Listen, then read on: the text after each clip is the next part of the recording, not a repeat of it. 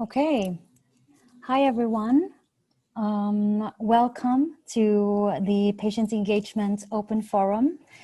This is, as you know, a series of different virtual events, and we started already in June.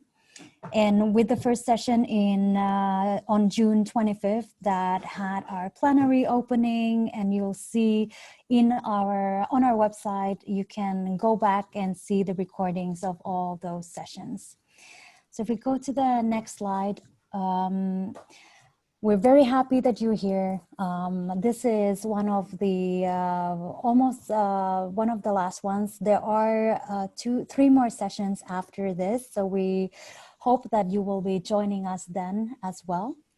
In the next slide, we show you a little bit of the agenda, but this you can find in on the website as well.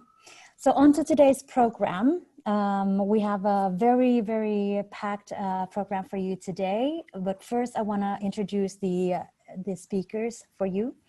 So in the next slide, please. We have a panel discussion with panelists, but we also have a breakout room discussion. But I'll ask Ashley to introduce herself first. So all the speakers, please go ahead and introduce yourselves.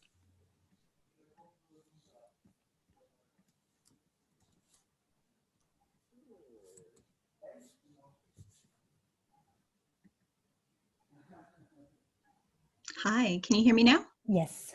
Great, thanks. Hi, everyone. It's great to be here. My name is Ashley Duenas. I'm a Research Associate 3 at Evidera, which is a life science consultancy, which is part of PPD. And I'm on the patient-centered research team. So my day-to-day job is overseeing the day-to-day aspects of management and research for COA studies, as well as patient preference studies. And I'm also involved in PFMD's Working Group 2A. So we're working together with multi-stakeholders to develop a guidance document, a module, on how to best involve patients in COA strategy. Thanks, Ashley. Milena? Hi, everybody. Glad to be here. I'm Milena Nachkova. I'm a senior research scientist at Evidera as well, patient-centered research group, and I'm also an assistant professor at the University of Massachusetts Medical School. I was invited to participate in the panel today to discuss the co-development, a little bit perspectives from the academic versus industry setting, and I'm looking forward to the panel discussion today. Milena. Alicia. Hi, so I'm Alicia. I head up our patient-focused medical education and strategy team at Gilead Sciences, which is a biopharmaceutical company. A key component of that team is our patient engagement team, which is a global team and involved with a number of leads throughout the world that work within our company and external to our company to ensure that we are involving patients in the drug development experience for all of the disease states for which we are currently exploring solutions. Thanks, Alicia. Dominique? Hi, I'm Dominique Hammerlink. I am a patient expert advocate. I am involved in a lot of research projects and in, I'm, let's say, broadly involved as a patient expert in creating a system where the patient voice is heard better. Great, thanks, Dominique. For our facilitators today in the breakout rooms and throughout the sessions here, Anne-Marie? Yes, hello everyone. Nice to be here. And so I'm a consultant working for the Synergist and supporting mainly the PFMD efforts in driving the dynamic of the different working groups. And my background sits with pharmaceutical industry, where I spent more than 30 years. Thanks, Anne-Marie. Paula?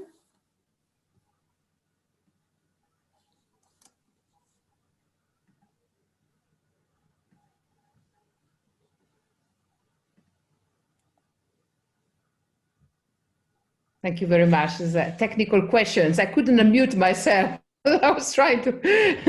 Hello, everybody. I'm Paola Kruger. I'm a patient expert as well, a UPATI fellow, and I'm here today to help facilitate discussion on this very interesting COA development document that we developed together with the rest of the team. So looking forward to great discussions later. Thanks, Paula. And Karina? Yes, hello everybody. I'm Karina. Very happy to meet you. Looking forward for the discussion with you. Thanks, Karina. And I'm Jeepa Karanen from PFMD, Program Manager, and involved in these co-creation efforts that we're working on since many months already. And so we're really happy to present to you this how-to and the work that's gone into it and where we are today.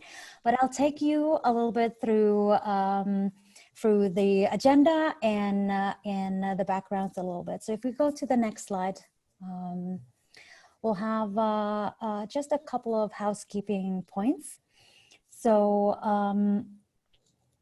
during this session, then we'll have your mics muted, but we will open it in the interactive session that you'll see after the break. We'll start with just a very brief background to PFMD and kind of where does this work come from. Then we'll go into the panel discussion directly, after which we'll have a very short break, bio break, and then we'll come back to an interactive session, breakout rooms where you can ask the speakers as well, discuss about the different aspects of the how-to. So in the end, we'll gather back here in the main room, and then we'll discuss a couple of key takeaway points before we go into the next steps. We want to share with you what's coming up next in this journey, and we'll invite you to join that journey with us moving forwards before we close. So in the next step, a couple of housekeeping points. Microphones will be muted. This session is recorded so that we can share it with everyone who couldn't join today. Please use the chat to send your questions, comments, feedback, or just chat about the topic. We just hope you to be engaged, be present, and we'll be happy to have you here, and let's make this really interesting workshop together. So now that you've heard who we have here on the speaker side, we want to learn a little bit about you. In the next couple of minutes, if you can go to menti.com, it's a live polling app. You shouldn't have to sign up or register or anything. There will be one bar open. Please put in 8645411. And what we're asking you there is, which stakeholder group are you, or are you representing? And you can pick and choose from there what represents you best. It would be really great to know who do we have around the table today. Altogether, we have 59 participants, so that's a really, really great group. So let's see how we divide. So menti.com, and the code is 8645411. And you can actually keep this open whether you are joining from the phone or your laptop, because we have a follow-up question later in the presentation. When that time comes, your window, the question will update itself, so you don't have to do anything. But you can keep that open.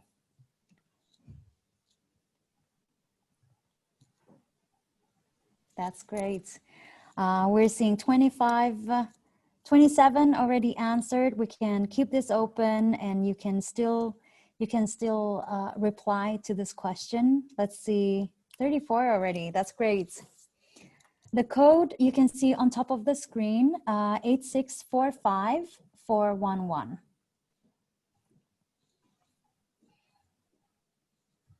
That's great. Let's go back to the presentation. You can still give us the answer. That's very interesting.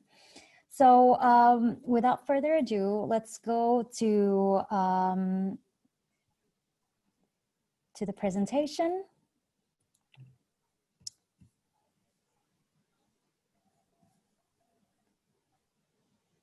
We're still seeing the Menti? No, thank you. So let's go. Next slide, please. And next one. Thank you. PFMD, Patient-Focused Medicines Development, is 5 years old, and our main purpose is to drive collaboration to advance systematic patient engagement, make it happen, really. And through the 5 years, we've co-created a framework, tools. We have collaborated to ensure that we break down silos, we optimize our resources and efforts, and create something together that is useful for all stakeholders. Here you can see our membership, but we have even a bigger group to join our different projects. All of our projects are open for co-creation. And if we go to the next slide, our projects almost all follow this 4-step approach. We first, if there is a project proposal, we'll always try to create a landscape analysis, a needs analysis, see what's out there. Can we collaborate with someone? Is it something that is so needed that there's nothing there yet? And we'll decide from there what is the kind of most impactful way forward. And usually when we start a project or we join, we want to do it together with all the relevant stakeholders. So that's the second step there with co-creation with patients. Can you go back still? Thanks. So after the co-creation, when we have a draft tool or a draft guidance, we always want to test it. So that's the third part. We take the lessons learned, we apply it to other projects that are not yet in this phase, but we also test these things out so that we make sure that we can smooth any hiccups that there might be, or make it as useful as possible for the target audiences. And in the end, every co-created tool will go into a patient engagement management suite that is a collection of co-created tools that is open to anyone to use. So in the next slide that we just briefly flipped over, in this slide, you'll see the 7 quality criteria. This is the framework that was launched in 2018. It's a result of a co-creation process that involved over 50 contributors for a year and a half, where we tested existing frameworks. We took out the best parts and tried to implement and tried to really create something that is very, very useful. So now in the working groups today, the team today is part of an even bigger effort that builds on top of this. In the next slide, you'll see that our co-creation working groups are actually hosting a number of work streams that really activate a group of over 100 participants from 59 organizations, and we also have independent experts. And in the next slide, you'll see here, so our working groups focus right now in the medicines development continuum from the early discovery all the way to post-marketing. And we are actually in the 2A, if you flip click one more, there we go. So we are here, this working group, this team here, the how-to that you are presented that focuses on the clinical outcomes assessment is actually one of 6, a series of 6 how-to guides. I actually will invite Anne-Marie to also present. Yeah, okay. Yes, maybe a little bit of additional information on the dynamic of the working group. As you see here, we have started at PFMD to really focus the co-creation efforts in different activities that are all quite a priority on patient engagement journey in the different steps of medicine development. And if today we will focus quite a lot of the discussion on the COA, and that's why we also wanted to bring a panel discussion on that topic to just making sure that everybody is aligned on at least a basic understanding on the COA and why the COA are so important and getting maybe more important when we speak about the role of patient engagement, and we will come to that. So COA is sorry, and that's maybe one of the problems, that we use a lot of acronyms because it's technical. It's everything about clinical outcome assessment. But no worries, you will have that in more details because we have foreseen to introduce you that in a couple of minutes. Just to come back a little bit on the dynamic here, when she was presenting the patient engagement quality guidance with the 7 criteria, what we have tried in the next step in the dynamic of the working group is to see how far we could apply the different quality criteria to this type of activities that we have considered. And you see there is a lot on which we are working now currently. So like all the work that we do with working group 1, focusing on the early discovery phase and preclinical is already quite in a very good mode of review. And will probably come very soon to the public for dissemination. Now, currently, the focus today is really to collect your insight on the work that we are doing with the important topic of having a better patient engagement in anything related to clinical outcome assessment. Okay, and then maybe we can introduce the panel. The next slide, please. Yeah, which is the panel discussion. I've seen already a number of chats with questions about all these theoretical and technical things. Ashley, that's going to be your responsibility to update and inform the team if it's for the first time. Thank you.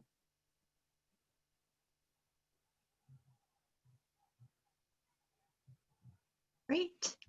All right. Hi, everyone. And I do see some of those comments, so hopefully I can address most of them with my portion of the presentation. So if you go to the next slide, please. And the next one. Great. So before I introduce the rest of the panel, I think it's important to provide some background on what COAs are. And in the context, it's first important to consider what is measured within a clinical trial. So we might think first of survival or biomarkers, but in addition are the clinical outcome assessments. And COAs can describe or reflect how an individual feels, functions, or survives. And these are really important for measurement within a trial. They can have multi-perspectives. So as you can see here, there are 4 different types of COAs listed. And that can be a patient perspective, which is the PRO, clinical perspective, as well as the caregiver or observer perspective, and a performance measure. So I'll go over each one. So the PRO is one that we're probably more familiar with, and that's the patient reported outcome measure. And it's a direct report from the patient, so it should not be influenced by anyone else or a clinician. It's really the patient's personal experience of their own disease. And with that, it's a way to capture symptoms, maybe other observable signs that can also be observed by someone else, for example. The OBS-RO is an observer reporting outcome measure, and that is an example of someone who is not a patient or a healthcare provider that's able to comment on observable signs of the patient's disease. So that could be a caregiver, or for example, if it's a parent who's reporting something about their child because the child's not able to consent or able to comment on it in the same way. Another one is the CLIN-RO, and this is also common in trials. And the clinical reported outcome measure is from the trained healthcare provider. And what they're doing is reporting on observable signs. So for example, if a disease has lesions or there's clear indicators of that disease that can be observed, that's a measure that will document that, and as well as perhaps certain aspects or behaviors of that condition. And then lastly is the performance outcome measure, or the PERFRO. And that is a standardized test. It's usually done by someone who's trained to conduct the test, or it could be done by the patient themselves with instructions. And it would be an example like a walking test or a memory test. So those are the four main ones.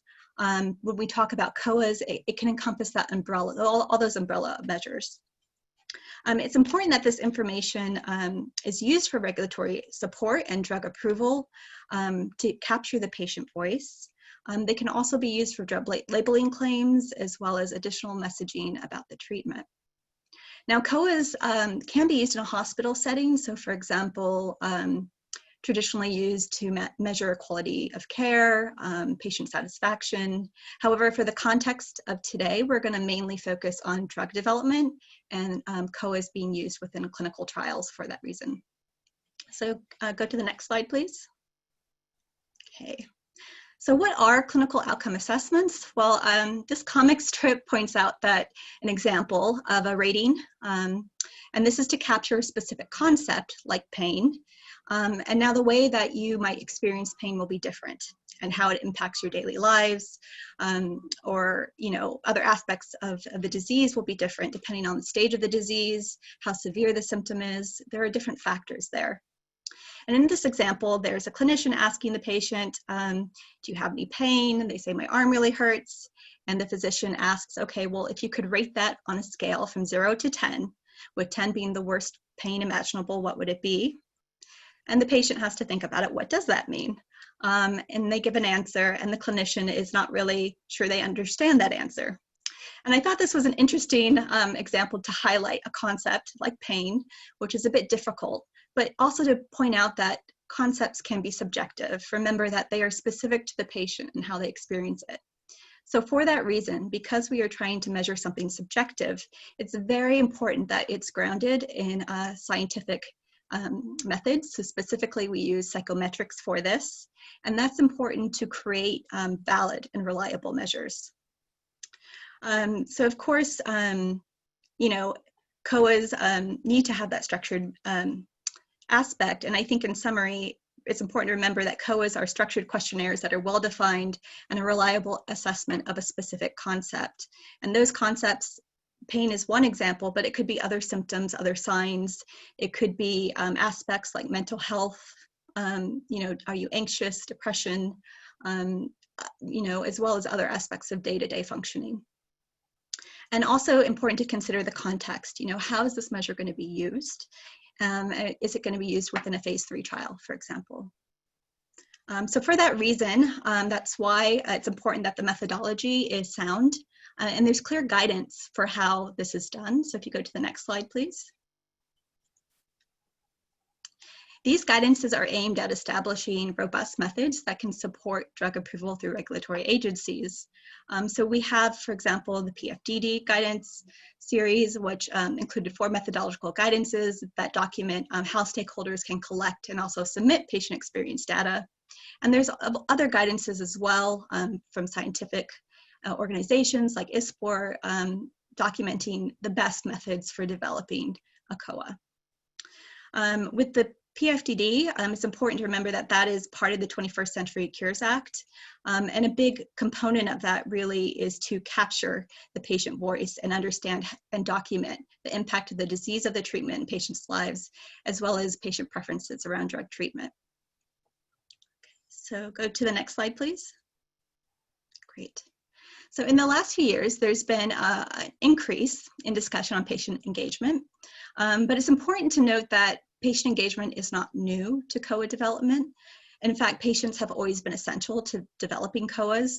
Remember that concept, like pain, for example, it's really important to ensure that you're measuring what you intended to measure. And so for that reason, starting early is very important. However, the way that patients can be involved can vary, of course, and that is still evolving. So a recent definition emphasized that patients are engaged in the entire research project, as well as perhaps having a partner role. However, earlier definitions have emphasized that patients can be engaged in different roles across any stage of the disease. So in this context, patient engagement can begin in the early stages with the explicit purpose to inform the study design, and also ensure that it's reflecting patient needs. So this can be, for example, as early as phase 1 or 2, and now we're seeing examples, some companies are starting even earlier during product development, and that's very new. So you can see here, I'm not going to go into too much detail about the roles, but the informant is probably what we think of first as the traditional role, the patient as a participant, but there are, of course, new ways and other ways that they can be involved. So next slide, please. Great. Patient engagement continues to be a sign of interest in clinical research and practice, and that is influenced by multiple factors and stakeholders. So from the regulatory perspective, it's really the 21st Century Cures Act and the PFDD guidance is driving this, as well as many other factors. So for example, clinical trial challenges, such as the increase in the number of planned visits and procedures, ensuring that the right endpoints are measured, is key. And so there's a lot of importance about bringing patients early on to get that feedback during the protocol stage, for example. There's also an increase in patient advocacy groups, taking more of an active role in research, and sometimes even driving the research agenda. And not surprisingly, a corresponding increase in patient-centric research. And that's evidenced by the number of publications that we're seeing, new forums, and meetings also focused on patient engagement and patient centricity. So research support is also provided by multiple fundings. So it's not just industry, but also patients. There's a patient-centered research institute, and also there's federal support as well. And changes in clinical practice can also push for an increase in shared decision-making. So that's another component driving this. And with HTA and regulatory, for example, the EMA Regulatory Science to 2025 is another good example of that. So there are key factors driving this, and to explain why we are doing this now, why patient engagement is important, but specifically I want to talk more about why COAs now. So go to the next slide. Great. So as mentioned, COAs, involving patients in COAs is not a new process, but there's new ways that patients can become involved, specifically as patient experts. And currently the guidances that do exist, many of them focus on methods around COA development, but less on how do we work with patients, how do we build relationships with them to have a meaningful engagement. And so for that reason, the discussion today is really focused on how to best involve patients in developing a COA strategy, as there's no clear formulation of patient engagement. And so the question is, how can we develop a win-win strategy for all stakeholders involved? And with that, I'm very delighted to introduce the first panelist. She's a colleague of mine at Evidera, Milena Anchikova. So I'll go ahead and pass it on to you. Thank you, Ashley, and welcome everybody. And thank you for the organizers to giving me an opportunity to participate in the panel. Today I'll share some thoughts on how to engage patients in COA development, and also we'll discuss some differences in the process depending on the context of where this development is taking place. Next slide, please. So first, to build a little bit on the introduction that Ashley made, I love this quote: if patient engagement were a drug, it would be the blockbuster drug of the century. I think it does capture the importance of engaging patients in drug development and in research in general. The quote was originally made in the context of patient engagement in clinical care, where the push is more to have shared decision-making and have patients become active participants in their care and the decisions on what is the best treatment for them. But overall, there has been an ever-increasing interest in engaging patients in all aspects of health research, delivery, and drug development, which is illustrated on the slide by the increasing number of peer-reviewed publications in patient engagement over the last decade. Now, despite this interest, next slide, please, there was, at least originally, a little bit of lack of clarity. Okay, it is important to engage patients in research and in co-development, but how do you go about doing that?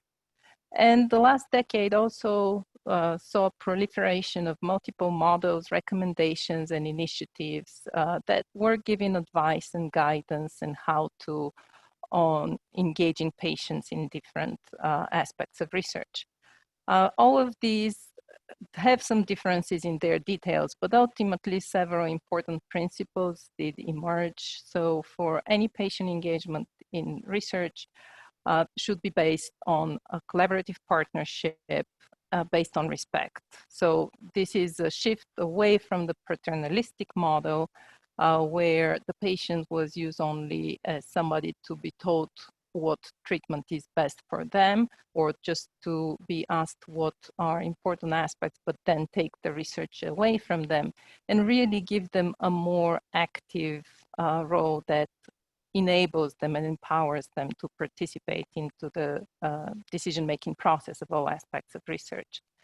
To do that, however, it is clear to acknowledge that there is a need for clear definitions of roles and expectations for all stakeholders in each research initiative, because without it, it makes it difficult, especially for stakeholders that do not have previous research experience, to take an active part. There is also a need for clear identification of a specific research objective, which, as basic as it sounds, sometimes is not translated in a way or presented in a way that would be clearly understandable for all stakeholders. And finally, there is a need to facilitate this participation. So it is not just enough to invite stakeholders and patients to the table, but sometimes there is need for more logistical support, making this engagement possible, which is something that can be overlooked, but can cause challenges later on in the process. So these are the overall principles that would apply for any type of research where multiple stakeholders and patients in particular, patients and caregivers are included. Now, what are the differences specifically in engaging patients in the COA development? Next slide, please. So traditionally, a measure was developed by initially talking to patients or the ultimate population to which this measure would be used, and taking this information and developing some items and doing some analysis without further information or engagement from these patients. What the shift has been that it has been recognized that patients need to be engaged in a more active role, more being collaborators. So for example, they can be involved in creating the early conceptual framework for a measure, so defining what are important aspects and constructs that need to be measured for the measure of interest. They can be engaged in formulating the research questions, or, for example, instead of just being participants in the interviews and answer the questions in the interview guides, it is recommended that they can be stakeholders that review and participate in the design of these interview guides so that they can highlight questions that may off the bat be clearly not relevant, or that there's questions that are asked in a way that is not sensitive for the particular population of interest. Patients can also participate in data collection. They can facilitate recruitment by providing liaisons to patient organizations, or they can help design the recruitment strategies. If we're talking about truly collaborative COA engagement of patients, patients would also be involved in the data analysis and interpretation of data that is collected in the process. Admittedly, in my experience at least, this is a step that is still not universally applied, and I think faces most challenges with engaging patients because there's a little bit of perception of difficulty. How can you engage patients in this particular step? But there are ways, depending on the specific research questions. For example, patient collaborators can provide feedback on the conceptual models that are revised based on initial interviews with patients. They can be involved in providing guidance how to translate the results in a way that are presented in a meaningful way for patients and for the audience. We as researchers tend to be focused on publishing scientific papers and presented at conferences, which admittedly, and we've heard it from patients over and over again, are not really the places where they would go to seek information. And even if they do, the language and presentation is really not optimal for quick delivery of the message for people that are outside of the research community. So starting this dialogue at the stage of data analysis is important. And finally, collaborators would also be engaged in the dissemination of research. So patients involved as co-authors on conference presentations and scientific papers is also part of the process. And the last slide, I wanted to touch, as I said, on several differences of engaging patients depending on whether the measure is developed in the context of academia or industry. I've been lucky enough to have the opportunity to develop a measure in both settings. And admittedly, this is probably based mostly on my experience, but overall, there is a common method that would be applied for the development of a COA or a measure, which is ultimately what is used to define a COA. First, you always want to establish that there is a need for such a measure, that one that is assessing exactly the same construct for exactly the same target population and use does not already exist. Then you want to make sure that the specific aspects of what you want to measure are accurate. So you're talking to the people that, or the population that the measure would ultimately be used. Once you develop items, you want to make sure they're understandable. And that's why you talk again to patients as participants. You test those items. Ultimately, there is an analysis process to make sure the measure is reliable and valid. And very important, you also have to develop guidelines for interpreting this measure. And this would be the same regardless of the academic or industry setting. However, there are several different aspects that would cause some nuances. So in an academic setting, the funding usually comes from public funding or grants, while in industry, funding is usually driven by a clinical program with a particular interest in a very specific target population, where the measure should be included in a clinical trial.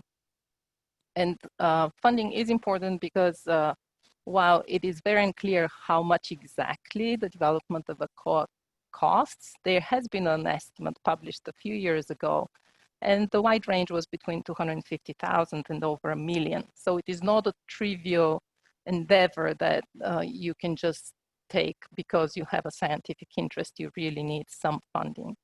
And depending on the source of funding, sometimes there are specific requirements. For instance, PCORI funding would require engagement of patients through all these stages of design. And actually, they would require engagement of patients even in the submission of the request for funding, while there's no such requirement, for example, in industry funding.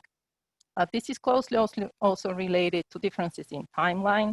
Usually in industry, there is a very high pressure on fast turnaround. The funding for development of specific COAs usually comes later on in the clinical program, which creates a very tight window in which the measure can be developed. While in academia, usually the timeline is not as compressed, and there's more of an emphasis on rigorous documentation and more leisurely move through the steps. Ultimate use of the measures that's developed, as I noted, in industry, usually there is a very clear clinical program which is guiding the need for developing or modifying a measure for its use. While in academic setting, the research question may be a little bit broader, may have more of a focus on methodological exploration, improved care, shared decision making. So ultimately, it can be used not only to assess the benefits of a clinical program, it can evaluate the benefits of a behavioral intervention, it can be used to assess the quality of care in a specific setting, or it can be just used in clinical care to monitor patients. there's a little bit of a difference in my perception also on the focus on dissemination, specifically for COA development, with more emphasis in the context of academia. And ultimately, because of these differences, the experience for patients may be slightly different, depending on whether they're participating and collaborating with industry or academic teams. With industry, the experience would be more fast-paced, and they would have a really direct input into the creation of specific treatment, while in academic setting, it would be a little bit less focused maybe, and would have a longer timeline. With all that said, I do want to acknowledge that these perspectives, it's you sit down and you think, okay, what is different? But ultimately, there is no wall in between these two settings. There's a lot of teams that are collaborating across academic and industry setting. There's grants funded by industry as well to academic teams. And some measures developed in academic setting actually do become widely used in clinical trials. So these are some of my thoughts on that. And I think we'll have other panelists that would provide their perspectives. Ashley, thank you.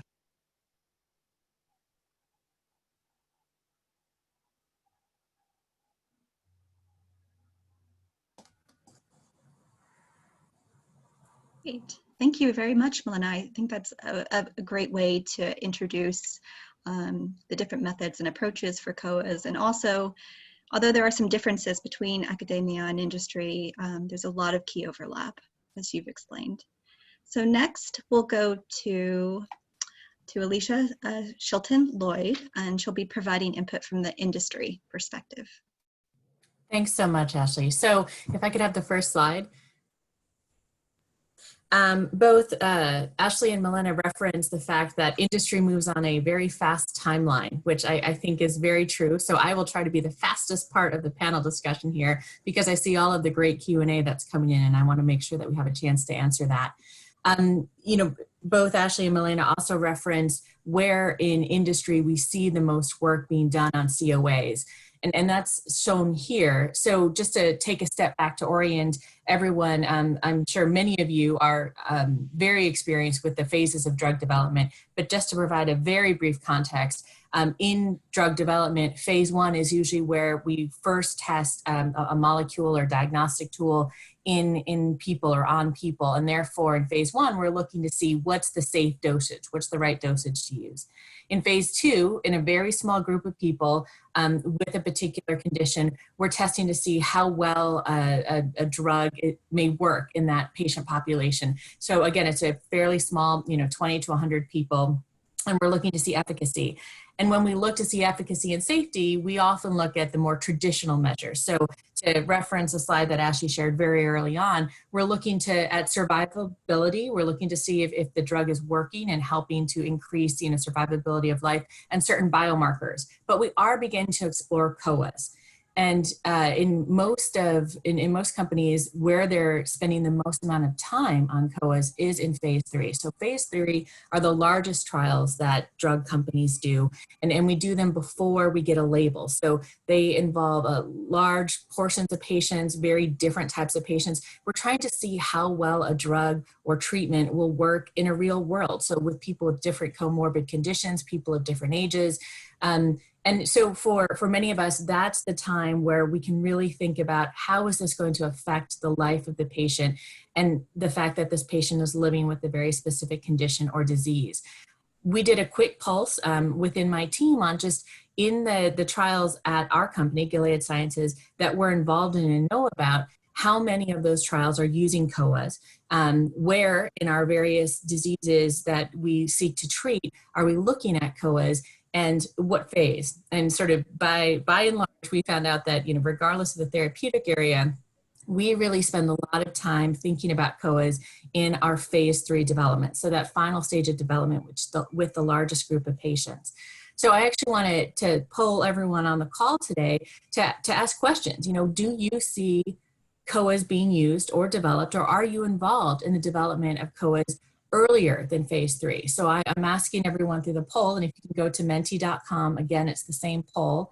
I think I'm going to go ahead and click refresh on my own poll so I can see if our slide comes up.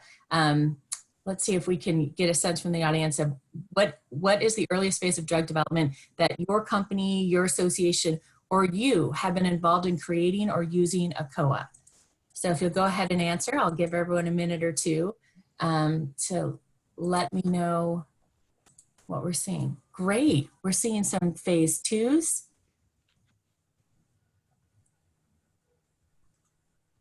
A phase 1, that's very exciting. Hopefully in the Q&A session, maybe we can dig a little more into that.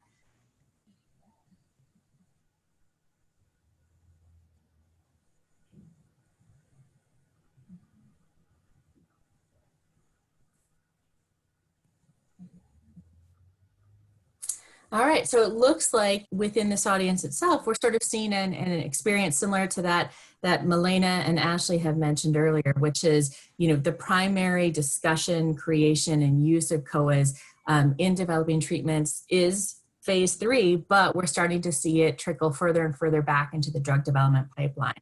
And in fact, that's what we're hearing from so many of our industry partners, our industry collaborators, as well as regulatory agencies. So recently in December of 2019, the FDA held a workshop on they're providing guidance on how to collect patient input into development of COAs, how to identify what's important to patients, how to choose a COA, how to modify the COA, and then how to involve regulatory in how to use COAs in regulatory decision making. And one of the comments that came out from the FDA chairs by and large is that they are seeking to have COAs discussed and thought about and involved as early as possible in development, so that we're not just waiting to phase 3 to select a tool and to create an appropriate tool. So I think what we're seeing in this very audience, which is a small microcosm of those involved in developing new treatment agents, is, bulk of everything is happening in phase 3, but we're starting to see it trickle back into phase 2 and even into phase 1. So that's really exciting to see in real time what we're starting to understand from all of our colleagues and our regulatory partners as well. So if we could go back to the slides. I think when we think about COAs as sort of the overall goal of the endpoint, how do we select, develop, and choose and implement a clinical outcomes assessment that's appropriate? It's really at the end of a long stage of engagement with patients. So, the first aspect that we in industry want to do to make sure that we're developing the right COA and selecting the right COA is really understanding the disease or condition and understanding what it's like to live with that disease or condition, and understanding what are the biggest burdens of living with that disease and where treatment is most needed. So, there's a large amount of work that our patient engagement team does in Gilead Sciences in really focusing on understanding what it's like to live with that disease or condition. And in order to do that well, the patient engagement piece is absolutely key. And then throughout the process, to continue to involve patients in figuring out what does meaningful treatment look like, and how would we want to think about treating the largest burden of disease and measure that treatment. And that's where we end up selecting the appropriate outcome measure. So if we think about selecting and developing the outcome measure that we might want to use to define a treatment, I think the first thing that almost everyone does is we look to see what else is out there. And Milena referenced there's a large number of work that's done in academic settings or in cross-collaborative partnerships with industry. Is there something out there that is already fit for purpose? And I know certainly within our own company, that's ideal. If there's something out there that's standard, that's fit for purpose, and that for us matches with what we're already hearing from the patients we've engaged with earlier to understand the disease condition and what treatment is needed, that's the one that we're going to use. But in many cases, because this is a relatively new approach to thinking about how to measure effectiveness of treatment, we may have to begin COA development ourselves. And that's a cyclical process. And if we can move on to the final slide in my session. It's a cyclical process that really seeks to create a fit-for-purpose clinical outcomes assessment that will capture change due to a treatment that is most meaningful to a patient. And to orient you to this cycle, because it really is a cycle, the majority of COA development starts in that red bubble, where we're creating a framework based on expert knowledge and literature review. And once that framework's created, traditionally, then at that point in time, patient input is solicited and we modify the framework based on feedback. I don't want to give too much away, but Dominique, who's going to speak right after me, is going to share some really excellent examples of some of the mistakes that we've made in general when we create a framework using the input of healthcare professionals before getting that patient engagement piece. So some of the framework that we brought to patients, patients are like, yeah, this seems like it works, but it doesn't actually capture where the biggest burden of living with that disease is. So Dominique's going to share with us some examples of the changes that can be made when you involve patients as early on as possible, and in fact, in creating the framework. But once you have that framework created, once you have the patient input, you test it for reliability, validity, sensitivity. So you make sure that that tool is going to collect the data that you need and that that data is reproducible. Then you can finalize the content, scoring, the training materials, and deploy it. And then, of course, what you want to do throughout the entire cycle is continue to refine. The more we learn about the disease, the more we learn about how treatment can impact disease and can impact the burden in the patient life, the more we want to make sure that we're actually capturing what's happening to the patient and where their needs are being met by a treatment. So I've already given you a little bit of a hint that Dominique's going to share with you some real life examples that can bring this to life. So I'll pass it back to Ashley to introduce Dominique. Great. Thanks so much, Alicia. That was wonderful. And I really enjoyed the poll. So we'll have to see if there's any updates after the panel. You did bring up as well, quite importantly, what does meaningful treatment look like, and where do we go wrong sometimes? So I think this is a great way to bring in Dominique Hemmerlich, who will provide more input on her involvement with COA development. Dominique? Thank you, Ashley. I'm going to look at the COA strategy and development from a patient perspective. I want to warn you in advance, my goal is not to scare you away from the development around COAs, but to guide you towards seeing that the need that COAs that are used now are evaluated together with patients to see whether they are still fit for purpose and where improvements can be made. Next slide, please. Survival was and often still is the most important outcome measure, especially when there is no treatment available, like in many rare diseases. And in some diseases now, quality of life before death is becoming more important. In chronic diseases, the outcome measures often coincide with the diagnostic tests used by clinicians. Lately, biomarkers have become central, not only for the diagnosis of the disease, but especially to differentiate between patients with different genotypes and phenotypes of the disease. This has started a trend that we are moving away from the general COAs for all patients with a disease towards more specific COAs for different subtypes of the disease and specific treatments. In the past decade, quality of life has become an important COA. It is important not just to survive, but to be treated in a way that improves the quality of life of patients. And now we are moving towards patient-relevant outcome measures. As Ashley shared in her presentation, these can be PROs, but they can also be ClinROs, OPSROs, and PERFROs, which is what quite a lot of people forget. And there's also eCOAs, digitally gathered COAs, like by example with a watch that follows how many steps you have made. Next slide, please. Patients are being trained as experts by example, the European Patients Academy on Therapeutic Innovation, UPATI, the Eurordis training courses, and by many patient organizations. Not only are these patient experts involved in the development of the medicine R&D, but also in the discussion on what are patient-relevant outcome measures. Often with the development of research priorities, potentially relevant outcome measures are discussed. These are aspects of the disease that are important to the patients. They are often the most bothersome signs and symptoms that patients deal with on a daily basis, but are not yet part of the clinical evaluation of patients. Click, please.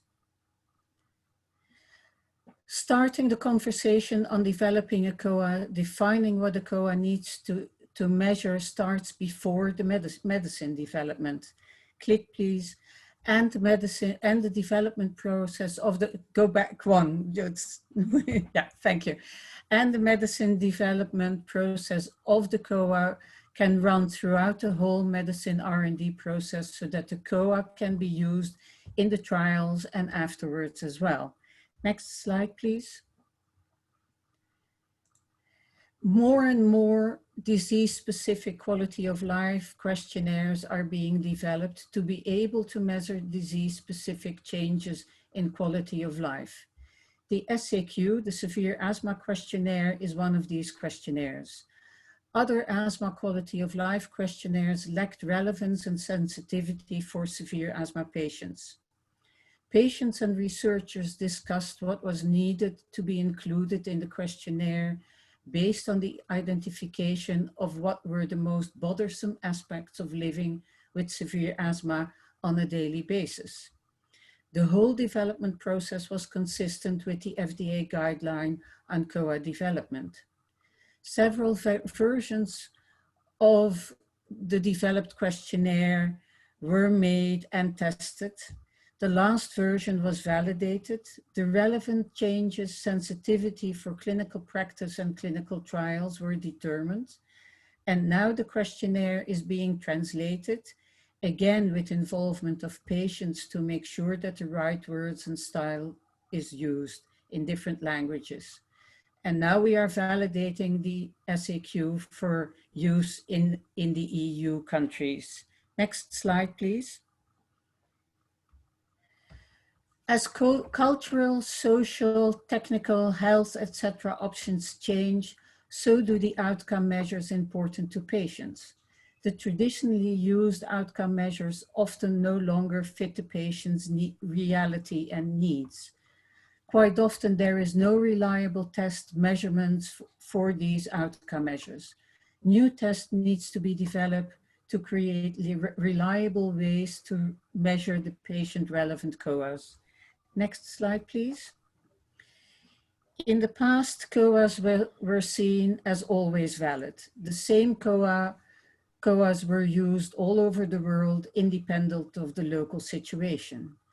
With the development of personalized medicine and more patient-relevant approaches to medicine development, this could well change. As we have seen in the previous slide, in Duchenne, the 400-meter test is seen as less relevant by patients in Western Europe. The lives of the children have a higher quality when they keep their small motor skills longer and can use phones and tablets to keep in touch with friends. They can steer their own wheelchair, which gives them a lot more freedom. But is this the same in rural India or countries where digital technology is less widely used? Treatments that have been developed before have a big impact on the lives of patients. In asthma, with the development of medication that helps patients become more stable, FEV1 loses its primary place. New measurements are needed for capturing signs and symptoms. The development of personalized medicine, phenotyping and genotyping of diseases will have a fundamental effect of COAs used in clinical practice and clinical trials and research. By working together with all stakeholders, we can make smart decisions on the development and adoption of fit-for-purpose COAs that are looking what is patient relevant, and we need to be willing to evaluate the COAs used regularly. Working together, we can make the future better, not only for patients, but for everyone. Thank you. Great, thank you very much, Dominique. I think this aligns very well with the theme for today, is really the importance for COAs in this process and why it's important to start early. So to recap, Milena spoke about the different ways, methods for collecting feedback from patients and involving them in COAs, as well as the differences and similarities between academics and industry. And Alicia addressed some of the driving factors for industry to promote patient engagement in COA development and highlighted the process of COAs in addition to, which phase, when are they done? And Dominique, I think you very nicely pointed out the importance of starting early to have that conversation with patients because understanding the patient burden first will help identify what those core concepts are. So with that, we only have 5 minutes for questions. And I know I have my own questions as well for the panel, but I would like to take this opportunity to take a few from the audience today. And I will go back. So the first, there were some questions about what is a performance measure or a ClinRO, for example. So the Kronofsky index was one example and that would be a performance measure because it's measuring functioning and testing patients' functioning specifically. And then another question as well was about concept elicitation and cognitive interviewing. What's the difference between those? I did provide a response, but Milena, if you're still on, perhaps you could speak to that as well. Yes, and I saw somebody actually answered the question in the chat, but the concept elicitation interviews are usually broader, more open questions that you're really trying to get from participants importance. What are the concepts of interest? For example, if you're focusing on symptoms of specific disease, what are the important symptoms? What is their experience living with this disease? While the cognitive debriefing or cognitive interviews are much more structured and focus on evaluating the understanding of specific questions. So you take the information from the concept elicitation interviews, you develop specific items or questions that would be included in the measure, and then you test with patients what is the meaning, and they're a little bit tedious sometimes for participants because you ask very repetitive questions. Do you understand this term? Is the recall period adequate for your experience? Do you think the response options are adequate? So it's much more focused on a specific question. Great, evaluation. Great. And I see another question as well. This is probably quite important, is that what's important to patients within a disease area will vary depending on the country and culture. So it's not the same everywhere. So yes, that's why there's quite a robust process for developing these COAs, and important to test this with as many patients as possible. Milena, do you have more comments on that as well? Well, for this one, it's also when we say the reliability and validity of a measure is tested, there is a requirement if a measure would be used across different cultures to also evaluate what's called cultural validity. And usually we find differences in the way questions may be shaped. I don't think there's that great of a variability necessarily of the concept of interest. It's more how you phrase the question. Do you ask if you're asking how far can you walk, do you use a metric or a block or steps or meters? So differences like that, but that's definitely a valid point and should be part of the full validation of a measure. Yep. But there was also the point, and I agree with that. So while on one hand, there is the impetus that we want to improve measures and COAs by consulting patients, on the other, there is a little bit of an overproliferation of COAs. So there's, I believe, I don't know the exact, but it was in the hundreds of number of measures for physical functioning. So how well can you walk and do your daily activities? And ultimately, does the field benefit from creating novel measures for every single separate patient population? I think there's a little bit of moving away from that and thinking that maybe for some common constructs like that, it makes more sense to develop a universal metric. And there's some pilot programs looking at that. Great. Thank you, Milena. Okay, so I think we could maybe squeeze in one more question, perhaps with a minute response. And this one I think is quite timely, so I'll open it up to the panel. And it was asked, has there been a COVID-19, has COVID-19 had an effect on COAs? So whoever wants to take that one first, open it up. Well, I'm happy to sort of respond quickly to that just from industry perspective. I think that nothing has exemplified more the tension between trying to move as quickly as possible and the desire to get patient input as how quickly we've had to move in the COVID world and in the COVID situation. So Gilead Sciences actually has a product, an approved product, remdesivir, that can be used in the treatment for some patients that are suffering from COVID-19.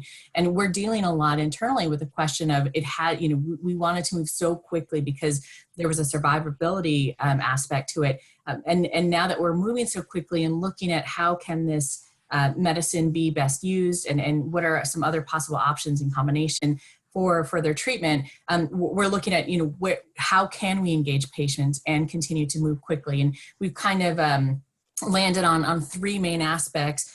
The first is that we're in discussion actually with PFMD on a patient COVID cross-functional, cross-industry workshop to think about what COAs might be important and needed as we learn more both about the disease and about survivability with the disease. Internal, just within Gilead, we're establishing COVID advisory boards. And we're also thinking a lot and finalizing our COVID-19 information plain language summary. So how can we communicate better with patients so that they can both reactively and proactively engage with us as we explore the needs that we're trying to address with a COVID-19 solution. So I think, specific to COVID-19, that's something that we've tackled. I think a larger question is,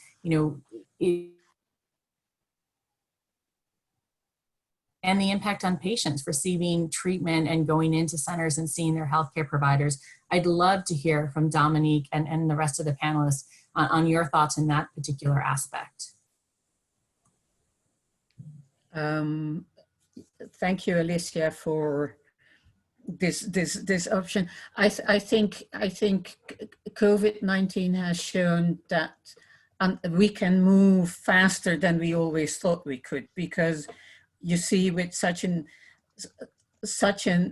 pandemic of a disease we know nothing about, and we don't know how it will present, and we don't know how the disease develops in different patients, and the mortality rates, and the post-COVID infection disabilities in patients. This is definitely a subject that I know is in several disease areas where I am involved, especially in respiratory medicine, but also broader, and in severe asthma specifically. We are actually looking at the experience from the patients to try and get an idea of what going into the second phase, or what going into a possible third phase of COVID would be good things to look at. So I think from a patient perspective, we are being very active in developing questionnaires and getting the input from the patients who have had COVID. I'm even involved in a research application fund that looks at what does COVID rehabilitation needs to look at from a patient perspective, and what's needed to get patients on their feet as soon as possible. So I see a lot of quite good initiatives. The problem will be, how the hell will we get all this information together? Yeah, great. So thanks, Dominique. Those are good questions, and I think we can go on this topic for a while. However, we do need to move on to our interactive session. And I think this is a great opportunity to also discuss some of your questions and really, how a COA guidance would be useful for you. So with that, Chi, do you want to take it on from here? Great, thank you. Thank you, panelists. Thank you, Ashley. So in the next slide, I'm just going to show you very quickly, we have interactive session, but before that, we'll have a very small break, grab a water, go to the bathroom, or just hang out and start chatting with others. We'll be back in 5 minutes. You don't have to log off or anything. We'll just pause here, and in 5 minutes, we'll resume, and then we'll go into the breakout. You'll have more opportunities to discuss these, ask the panelists, ask the speakers, and discuss about the actual how-to that we are co-creating with this group in aims to lower the barriers in involving patients in the COA development. So stay tuned, 5 minutes, and we'll be back. Thank you so much.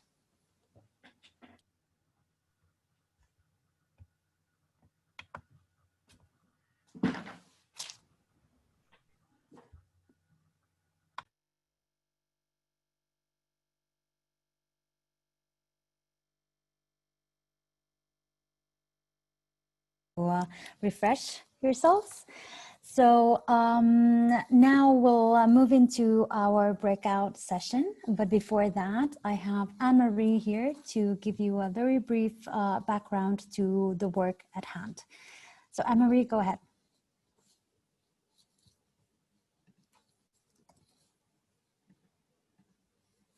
Okay. Yeah, that's working now. Yeah. Good. So let's go to the next slide. Well, now that we will move to this interactive session, after all this good discussion from the experts on the COA and the opportunities of patient engagement, what we would like now to do is to really discuss with you about the work that is ongoing on developing a guidance, and that's much more the work now in development with what we call the working group 2A,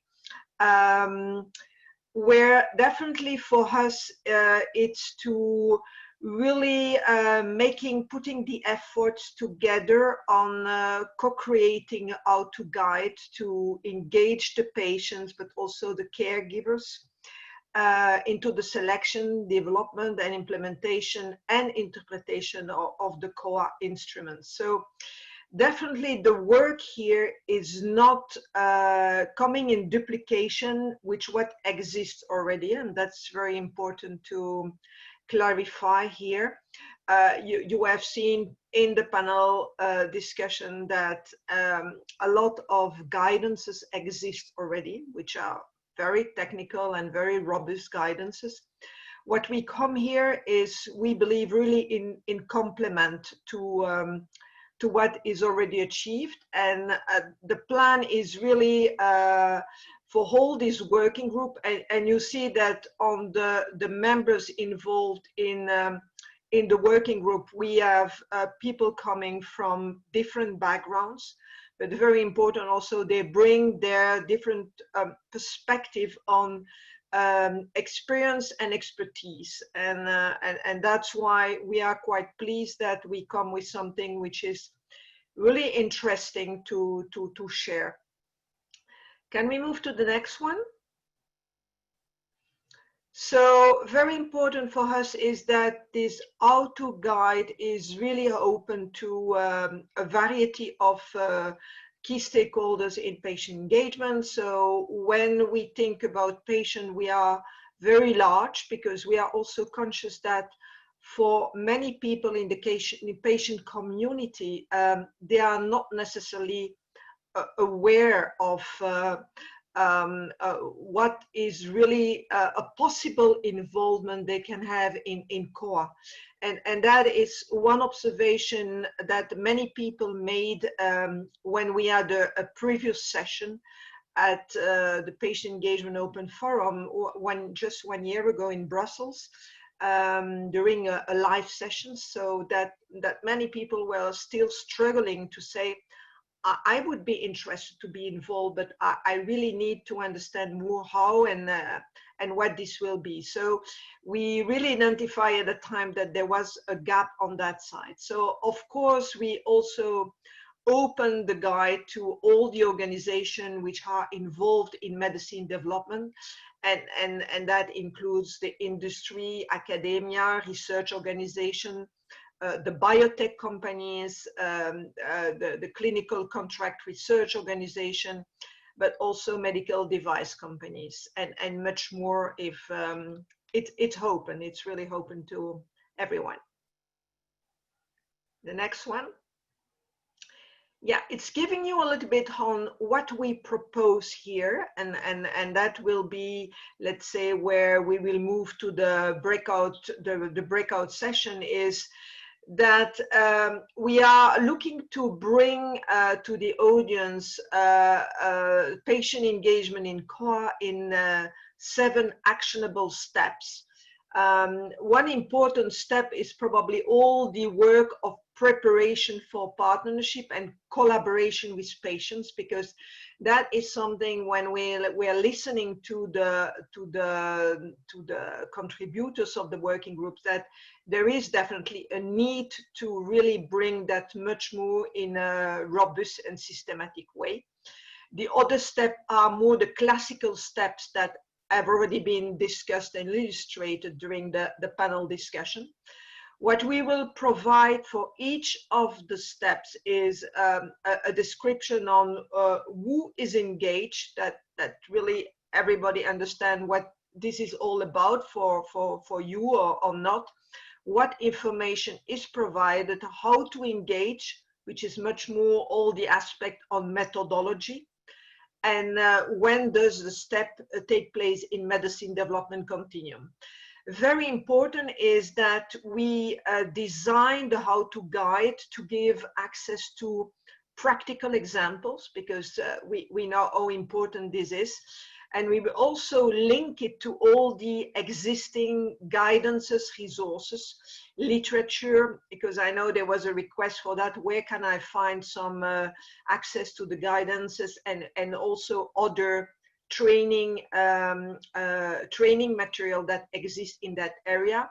So you will be able to find everything in one place.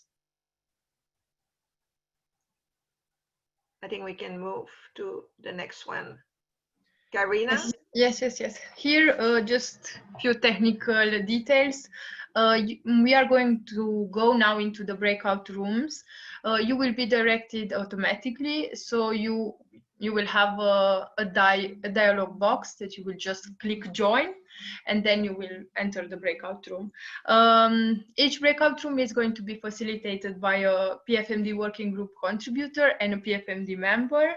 The session is going to be 30 minutes long, and then it's going to be automatically reassigned to the main plenary, like we are here right now. And please, if you have any technical problems, please write to us in the chat.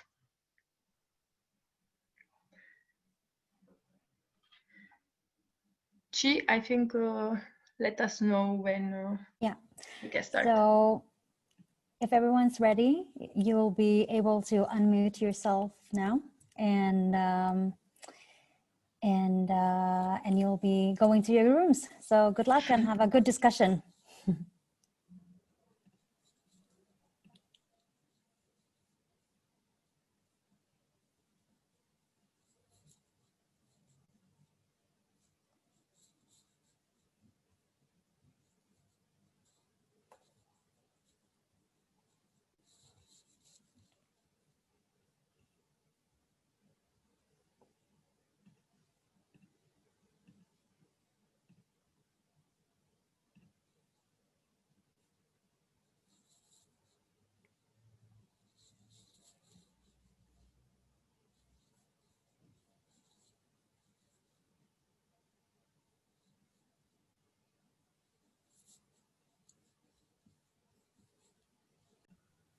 Very good. I am very lucky because I had a great group who had some great suggestions. You know, and with it, I think that with the guidance as we developed, there's definitely some key things that we've started on, which is great. And I'm hearing really the need to understand, how do we reach patients? You know, how do we find them for recruitment? You know, what are the appropriate links? Having that information will be useful. And then if we're about ready, I'll jump into the key takeaways, because there were several, but there was one in particular I think that several people commented on in mine. Okay, let me check if everyone has come out of the groups, breakout groups.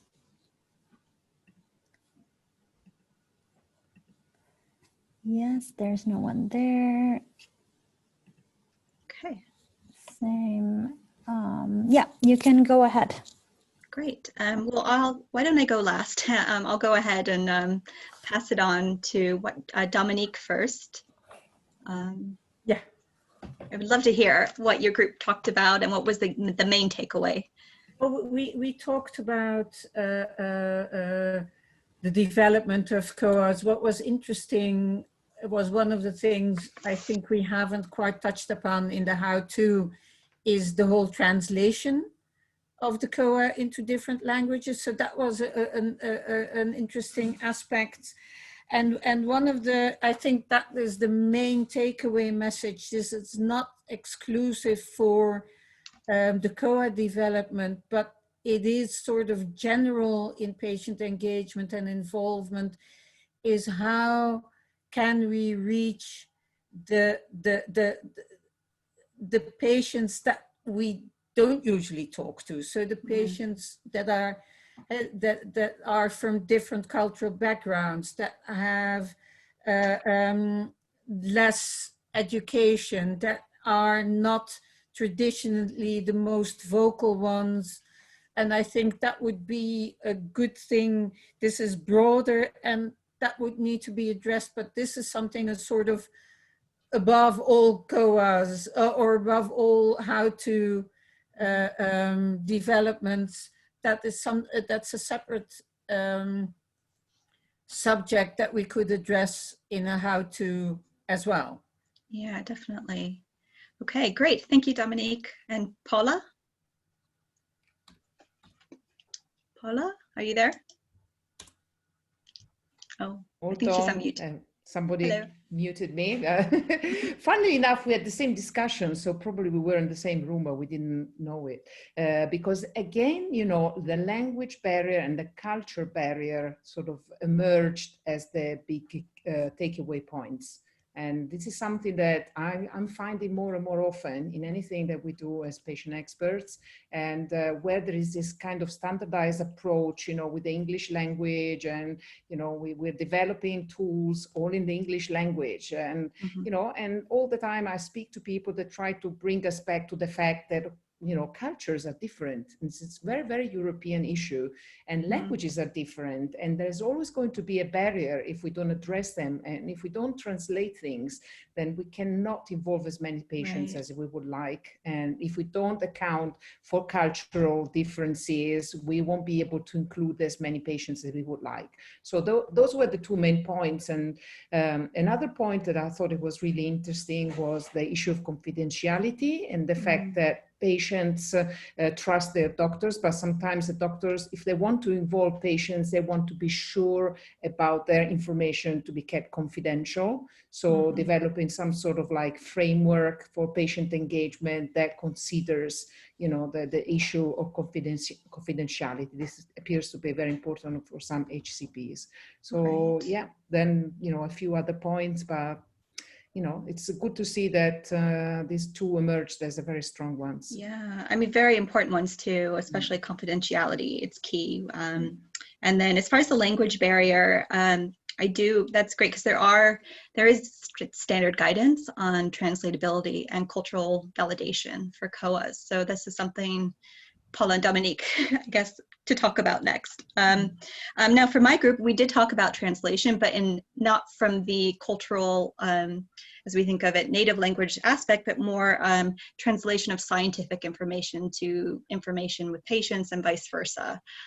So really, for example, if a company is having an ad board and asking about unmet needs or something early on, how can those discussions be more well structured? So, you know, the scientific jargon is kind of talked about in a way that's understanding for everyone in the room, and then vice versa. You know, it's very important that what the patients express is also understood in a way that could then be developed to the researcher perspective. So that sort of translational aspect was discussed by a few people.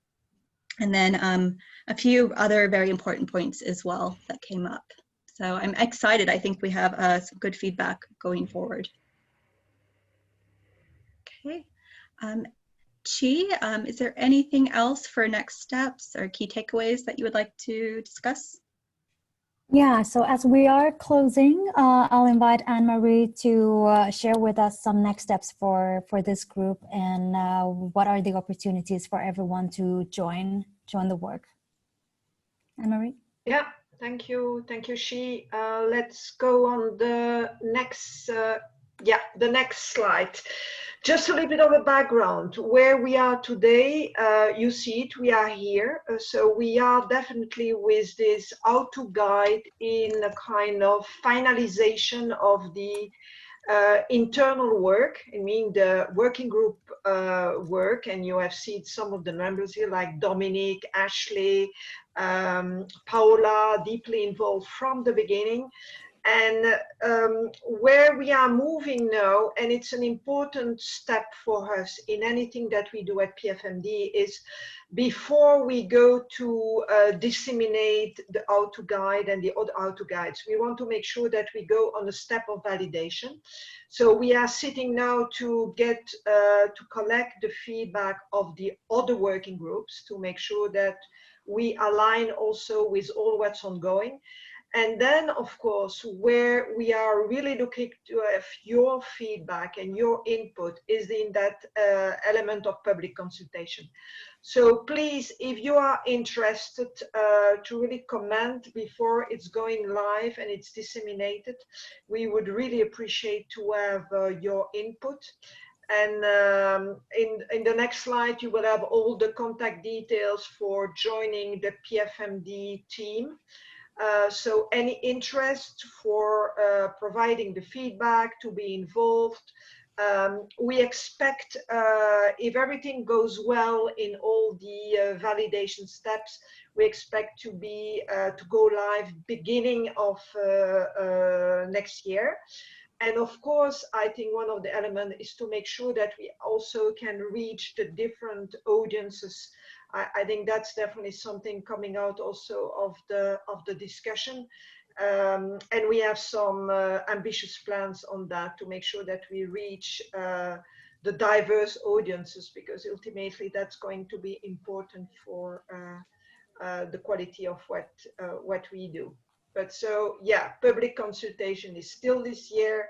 So let us know if you are interested to join. That is coming really soon. So thank you for your time. I think we had great discussions. Thank you for all the people who have contributed to make this agenda working. And I'm thinking especially on the PFMD team, Karina, Shi, and of course all our panelists, and Ashley as facilitating all this. So thank you for all the support, and let's be in touch very soon. Sounds good. Thanks, everyone. Yeah, thanks. Bye. Thank you. Bye. Bye-bye. Bye.